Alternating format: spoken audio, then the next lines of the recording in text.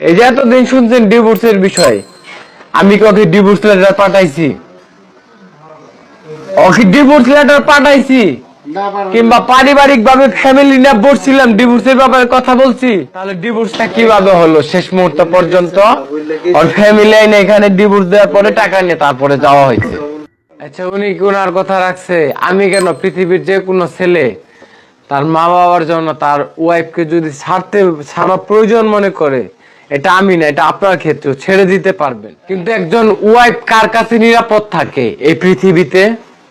তার স্বামীর কাছে। পরে আমি স্বাধীনতার সহিত রেখে এই দেশে সবার কাছে আমি ওকে ভালো বানিয়েছি, কিন্তু ও আমাকে দেশের মানুষের সামনে বানিয়েছে খারাপ।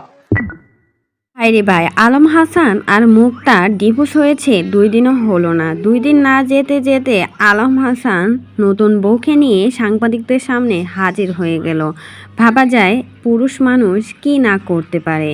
কিছুদিন আগে আলম হাসান আর মুক্তার মাঝে ঝামেলা হয়। মুক্তা নাকি আলম হাসানকে ছেড়ে চলে যায়, আর সেই ক্ষেত্রে ডিভোর্স দিয়ে দেয় আলম হাসান।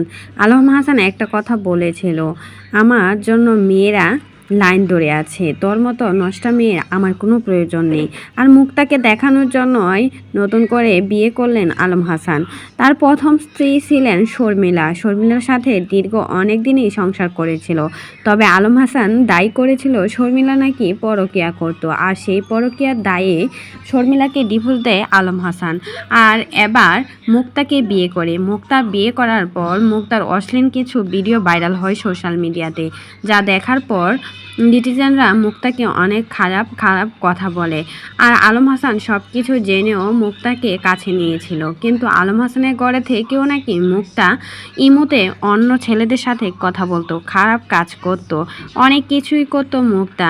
আর তাকেও কিন্তু ডিভোর্স দিয়ে দেয় আলম হাসান। এখন আবারও নতুন করে তৃতীয় বিয়ে করলেন আলম হাসান, আর সেই বউকে নিয়ে এবার সরাসরি সাংবাদিকদের সামনে এসে ডিভোর্সের কথা জানালেন মুক্তার সাথে। তো এই বিষয়ে যদি আপনাদের কোনো মতামত থাকে, সেটাও কিন্তু অবশ্যই আমাদের কমেন্ট বক্সে অবশ্যই কমেন্টে জানাতে বলবেন না।